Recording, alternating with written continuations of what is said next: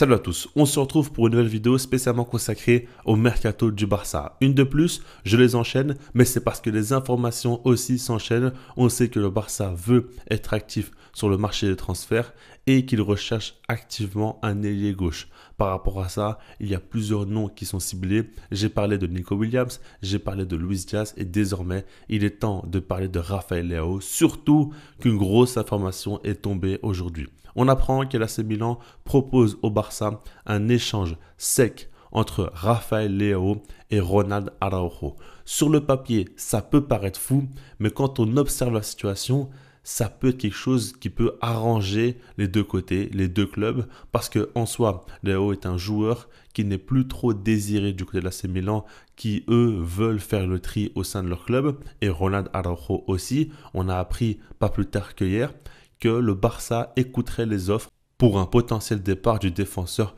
uruguayen. Par rapport à ça, on a deux joueurs qui ont une grosse cote sur le marché des transferts, deux joueurs à une forte valeur marchande. On parle de 60 à 70 millions d'euros à peu près. Après, pour Araujo, on baissait un petit peu vers 50 millions d'euros, mais si jamais justement il y a un échange, économiquement, le Barça se mettrait plutôt bien, mais l'AC Milan aussi, parce qu'ils ont besoin d'un renfort au poste de défenseur central. Là, ils ne vont pas débourser d'argent et ils vont récupérer Araujo, qui, je trouve, collerait très bien avec leur style d'ailleurs. Après, ça c'est encore autre chose, on va y revenir plus tard. Mais justement, en termes de faisabilité, je pense que c'est une bonne option. Et vous allez voir plus tard que ça permettra d'ouvrir d'autres portes au Barça si jamais ça se réalise. Ici dans la vidéo, on va parler dans un premier temps de Rafael Leao. Ensuite, on parlera d'Araujo et on verra l'impact qu'un échange pourrait avoir. Parce qu'en soi, ok, pour l'instant, ce n'est pas encore totalement crédible l'information. Il faut qu'elle se confirme avec le temps pour qu'on puisse réellement y croire. Mais dans tous les cas, ce qu'on sait, c'est que Leao est pisté par le Barça depuis un petit temps. Le Barça recherche activement un ailier gauche et dans la liste, Leao en fait partie. Et puis par rapport à Araujo, on sait qu'il est sur le départ potentiellement si une bonne offre arrive. Donc on comprend que quoi qu'il arrive, que cet échange se fasse ou non, ces deux possibilités existent. Leao au Barça et Araujo qui quitte le Barça aussi, ça pourrait se faire. Déjà par rapport à l'ailier portugais, ici on parle tout de même d'un joueur assez spécial. Pourquoi? Parce que d'un côté, on parle de l'un des joueurs les plus talentueux au monde. À son poste, on voit qu'il fait beaucoup de différences individuelles. Mais de l'autre côté, on parle de l'un des joueurs les plus nonchalants au monde. L'un des joueurs qui pourrait potentiellement le plus gâcher son talent. Pourquoi? Parce qu'il est trop irrégulier, parce qu'il ne fait pas assez d'efforts sans ballon et on le voit, c'est un vrai défaut chez ce joueur-là et c'est ce que je n'aime pas chez lui. On voit qu'il y a des matchs des fois où il est fantomatique, on a l'impression qu'il n'a même pas envie de jouer. Il passe son temps à marcher et à compter ses efforts et puis il y a d'autres matchs où à chaque fois qu'il touche le ballon, il se passe quelque chose. Comme par exemple son entrée face à l'Espagne très récemment lors de la finale de la Ligue des Nations, il a mis le feu à la défense espagnole et à chaque fois qu'il touchait le ballon, il se passait quelque chose. Là, c'est la meilleure version de Rafael Leao. Mais sinon, globalement, on n'y a pas droit très souvent. Et je pense que c'est très clair qu'en termes de qualité, il correspond totalement aux besoins du Barça, que ce soit en termes de profil ou même en termes de niveau de jeu. Je pense qu'il a ce qu'il faut. Maintenant, il faut se demander quel Rafael Leao sera au Barça. Et puis, c'est toujours le même débat qui revient. On se demande, est-ce que dans un contexte différent de celui de l'AC Milan, il pourrait plus s'exprimer, plus souvent marquer des buts, être décisif, mais surtout être régulier et apporter constamment de bonnes choses à son équipe? C'est ça la vraie question.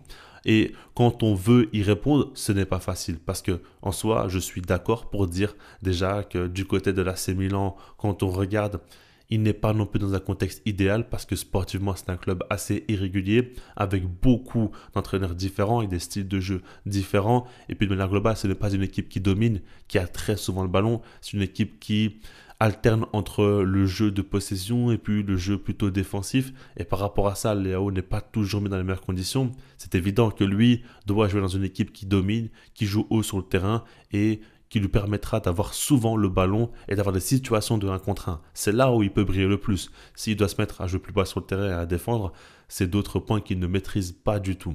Ça, c'est évident. Maintenant, est-ce qu'on peut s'imaginer qu'au Barça, ça peut être beaucoup mieux? Selon moi, c'est évident que oui. Parce que déjà, Hansi Flick est un coach hyper exigeant qui va lui demander de faire beaucoup d'efforts pour l'équipe. Et ce qui est intéressant, c'est que si jamais Rafael Leao vient au Barça, il devra se mettre au diapason. Parce que c'est pas comme Nico Williams ou Luis Diaz. Je pense que Nico ou Luis Diaz, si jamais ils rejoignent le club, c'est pas qu'ils auront tout de suite un bon statut, mais c'est que c'est des joueurs quand même qui ont prouvé de belles choses et qui peuvent prétendre à une place de titulaire et pouvoir s'installer dans le 11 titulaire. Leao, lui, doit vraiment prouver. C'est autre chose parce qu'on sait qu'il a des périodes dans sa carrière où ça ne va vraiment pas et il ne propose pas grand-chose au Barça. Ça ne sera pas acceptable. Et je pense que Leao au Barça, il y a un risque de flop parce qu'on connaît voilà, sa mentalité, sa nonchalance, mais il y a un risque aussi ou une possibilité plutôt positive que ça se passe extrêmement bien et qu'il devienne vraiment un top ailier gauche et qu'on se dise, ah ouais, vraiment, c'était une évidence au final, Leao au Barça. C'est comme ça que je vois la chose et personnellement, j'ai du mal à imaginer Leao au Barça ne pas réussir. Parce que je trouve qu'il a d'immenses qualités d'élimination dans le dribble, dans le 1 contre 1, et que même devant le but, il n'est pas si mauvais que ça. C'est un peu comme Nico Williams, je suis persuadé que ces deux joueurs, s'ils rejoignent un club très offensif, très dominateur, qui leur donne beaucoup de possibilités d'avoir le ballon et d'attaquer, je pense qu'ils vont vraiment faire exploser leurs statistiques. Et puis je pense que Leao est un joueur qui a besoin d'être heureux quand il joue au football. On voit qu'il est très souriant, on voit que c'est quelqu'un quand même de très simple dans sa façon d'être, qui aime beaucoup rigoler avec ses coéquipiers et qui veut prendre du plaisir en jouant au football. S'il est avec Pedri, avec Lamine Yamal, avec Alejandro Balde à ses côtés, même Rafinha, il va sourire à la vie, il va sourire dès qu'il touchera le ballon et il voudra aider un maximum l'équipe. Maintenant, j'ai du mal à l'imaginer pressé comme Rafinha par exemple, faire beaucoup d'efforts dans le jeu sans ballon, mais justement, c'est ce qu'Hansi Flick pourrait l'apporter. Et c'est ce que j'avais déjà dit dans le passé, peut-être qu'Hansi Flick est le coach parfait pour Leao. Peut-être que le Barça est le club parfait pour Leao parce que on va lui apporter tout ce dont il n'a pas jusqu'à présent et peut-être que là, ça va exploser. Maintenant, peut-être qu'il fait partie des joueurs qui, malgré le contexte, malgré les coachs, les demandes ou quoi que ce soit, ça n'ira toujours pas parce qu'il ne voudra pas faire l'effort et au final, ça ne tient qu'à lui. Si jamais il arrive au Barça et voit ça comme une finalité, avec un meilleur salaire, avec une meilleure condition de vie, peut-être qu'il va s'en satisfaire. Je ne connais pas et d'ailleurs, j'ai l'impression qu'il n'est pas très ambitieux parce que s'il l'était réellement, il aurait pu déjà faire beaucoup mieux jusqu'à présent dans sa carrière. Et là, on voit que même lorsqu'il est sur le banc avec le Portugal, ça ne lui pose jamais problème. Et il ne veut pas prouver vraiment qu'il mérite sa place et que c'est un titulaire. Non, donc c'est des choses que je n'apprécie pas chez ce joueur. Donc je ne vous cache pas que quand on combine tout ça, je vois ici un joueur hyper talentueux avec un pic très haut. C'est-à-dire que quand Leao est dans un bon jour, quand Leao réalise un grand match, je pense que son pic à l'heure actuelle, il est bien plus haut que celui de Nico Williams ou celui de Luis Diaz. Maintenant, justement, ce pic, il l'atteint trop peu souvent. Et son pic moyen, lui, est beaucoup trop bas. Et ça, c'est un vrai problème. Et je pense encore une fois que dans la situation actuelle du Barça, c'est trop risqué. Il faut aller sur des valeurs sûres. On sait que Nico Williams, qu'il marque des buts ou non, il va réussir à s'intégrer au sein de l'effectif. On n'en doute pas et il apportera beaucoup de choses. Luis Diaz, encore une fois, son profil colle parfaitement au style de Hansi Flick. Au Barça, on sait qu'il va beaucoup apporter. Ils apportent beaucoup plus de certitude. Alors, on ne sait jamais dans le football ce qui peut se passer, mais en tout cas, c'est évident que sur le papier, il y a beaucoup plus de certitude avec Nico Williams et Luis Diaz. Donc, c'est pour ça que je n'irai pas sur Rafael Leao, sauf offre vraiment intéressante financièrement et encore une fois un échange avec Araujo, c'est quand même très intéressant. Mais il est temps désormais de parler de Ronald Araujo.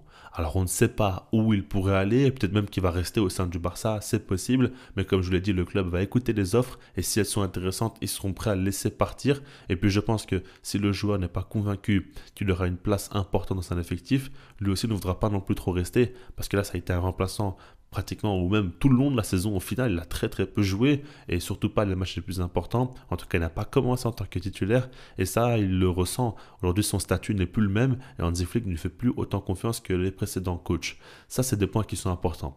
Maintenant, encore une fois, qu'il aille du côté de l'AC Milan ou n'importe où d'autre, ça ne change pas grand-chose. Ce que je veux dire par là, c'est que selon moi, c'est évident que ce soit lié à Rafael Leao ou non, Araujo doit partir. Je l'ai déjà expliqué, je sais qu'il y a beaucoup de gens encore qui pensent qu'il faut être patient parce que si jamais il s'adapte au style d'Hansi Flick, aux pièces du hors-jeu, ça pourrait aller beaucoup mieux. En soi, ça peut aller mieux, c'est sûr. Peut-être qu'avec le temps, il va progresser et c'est quasiment sûr qu'il va progresser, mais il ne faut pas être naïf. Le seul défaut d'Araujo, ce n'est pas juste la compréhension du piège du hors-jeu, non. c'est beaucoup plus profond que ça. Déjà, il y a un QI foot qui est beaucoup trop faible pour un défenseur du Barça parce que même si Hansi Flick arrête le PSG hors jeu, même si un autre coach arrive, le Barça, c'est un club qui va pratiquement toujours jouer avec un bloc très haut. Quand un défenseur joue à 40 ou 50 mètres de son propre but, il doit avoir un gros QI foot. C'est primordial. Le physique ne suffit pas au plus haut niveau dans le football. Et Araujo n'y arrive pas. Je suis persuadé que dans une équipe jouant en bloc bas, il pourrait beaucoup apporter. D'ailleurs, à l'AC Milan, ça pourrait être très bien pour lui. Peut-être qu'il peut espérer jouer en Premier League aussi. Je t'imaginerais très bien. Mais dans ce genre d'équipe avec des blocs bas, là, je pense vraiment que c'est un top défenseur. Mais quand il joue très haut sur le terrain, ça ne va pas parce que déjà, il y a le QI foot qui pose problème. Et puis, ça relance aussi. On voit qu'il balle au pied. Voilà. C'est toujours la même chose. Ça fait des années qu'on le dit. On espérait une amélioration. Mais la vérité, c'est qu'il n'y arrive pas. Il y a eu du mieux. Depuis son arrivée au sein du Barça, ça va tout de même mieux, mais ce n'est toujours pas suffisant. Au départ, il compensait par son physique et par ses interventions, notamment en 1 contre 1, où il faisait de fortes différences et aidait beaucoup le Barça, même dans les airs aussi. Mais désormais, ce n'est plus suffisant. On a vu Inigo Martinez et Pau Cubarsí, on ne peut plus se contenter de Ronald Araujo. Donc là, j'ai parlé de son QI foot, de sa qualité à la relance, mais on peut aussi parler des fois de ses folies où son cerveau va se déconnecter. On l'a vu, son carton rouge face au PSG, encore une fois, il reste dans les mémoires. Face à l'Inter Milan, encore une fois, il a été très mauvais lors du match retour avec le but d'Acerbi où il est au marquage et ne fait pas la différence et le but de Fratesi où il se fait balader par Marcus Thuram comme du n'importe quoi. Non, ça ce n'est pas acceptable. Quand dans les matchs les plus importants avec des champions, il ne répond pas présent, c'est qu'il n'est pas fiable et ça n'apporte pas de la confiance au sein de l'équipe. Donc, c'est 2 erreurs en trop et puis un profil qui n'est pas adapté au Barça, tout simplement. Donc, par rapport à ça, il doit partir, c'est évident. Et même si je peux ajouter encore un point en plus, c'est que financièrement, le Barça ne peut pas se permettre de garder Araujo dans son effectif. Parce qu'on parle ici d'un joueur qui n'a pas la confiance totale dans Hansi Flick, qui n'est pas un joueur important de l'effectif, et pourtant, il a l'une des plus grandes valeurs marchandes des joueurs du Barça. Donc là, il faut s'en séparer, c'est évident. Financièrement, le Barça ne peut pas se permettre de garder un joueur comme ça en tant que remplaçant qui aura très peu de temps de jeu et qui, avec le temps, va chuter en valeur marchande. Donc là, ok, il faut s'en séparer. Maintenant, là où je veux en venir par rapport à la possibilité, imaginez que le Barça arrive à réaliser cet échange avec l'AC Milan entre Rafael Leao et Ronald Araujo. Ce qui serait intéressant, c'est qu'au final, tu n'auras pas injecté d'argent pour le poste d'ailier gauche et tu pourras l'injecter à un autre poste. Et pour moi, il y a une priorité aussi, en tout cas un poste qu'il faudra à tout prix renforcer si possible. Ce n'est peut-être pas la priorité numéro 1, mais en tout cas c'est vraiment un poste que je pense qui est très important. C'est justement en défense centrale, mais surtout recruter un défenseur central gaucher. Parce que Inigo Martinez a 34 ans. On sait que physiquement, c'est difficile pour lui. Il n'a pas joué toute la saison au plus haut niveau. Il a eu quelques petits pépins physiques. Et on sait que la saison prochaine, il va arriver petit à petit sur ses 35 ans.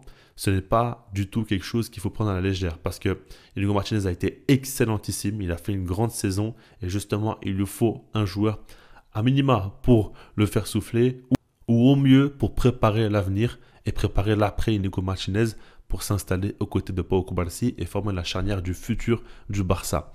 Et ça, c'est quelque chose qui me ferait fortement plaisir, mais en dehors du plaisir, c'est quelque chose de très important pour le Barça. Pour ce faire, je pense notamment à un joueur, c'est Schlotterbeck. Il y a d'autres possibilités, c'est clair, mais lui, on parle d'un gaucher qui a de très bonnes compétences balle au pied, très très fort physiquement, dans les duels aériens aussi, QI foot aussi, très intéressant. Il a vraiment un profil qui colle très très bien et lui pourrait être le présent mais surtout le futur du Barça et s'installer avec Cubarsí comme un défenseur important. En plus de ça, il court extrêmement vite et pour jouer très haut sur le terrain, c'est important. Il pourrait couvrir beaucoup d'espace et faire beaucoup de bien au Barça. Après voilà, c'est qu'une possibilité Schlotterbeck. Il n'y a pas encore de rumeurs actuellement. Mais c'est un joueur que j'imaginerais très bien au Barça et je pense qu'il colle aussi beaucoup aux besoins et aux demandes d'Hansi Flick. Donc ça pourrait très très bien matcher. Ce que je veux dire par là encore une fois, c'est que Leao n'est pas le choix numéro 1. Ce n'est pas le joueur qui t'apporte le plus de certitude. Maintenant, il faut réfléchir un peu plus loin et se dire que si jamais avec Leao qui arrive dans cet échange avec Araujo, ça pourrait permettre aussi de recruter un défenseur central. Imaginez que le Barça prenne Leao et Schlotterbeck grâce à ce deal. Ça peut être très intéressant et là tu renforces considérablement ton effectif Et ouais, c'est autre chose pour la saison prochaine. Tu auras beaucoup plus de perspectives positives pour la suite. Voilà, dites-moi vous ce que vous en pensez dans les commentaires par rapport à Leao, par rapport à Araujo, potentiellement Schlotterbeck, mais surtout cette possibilité de recruter aussi un central gaucher. Et puis sinon, moi je vous dis peace.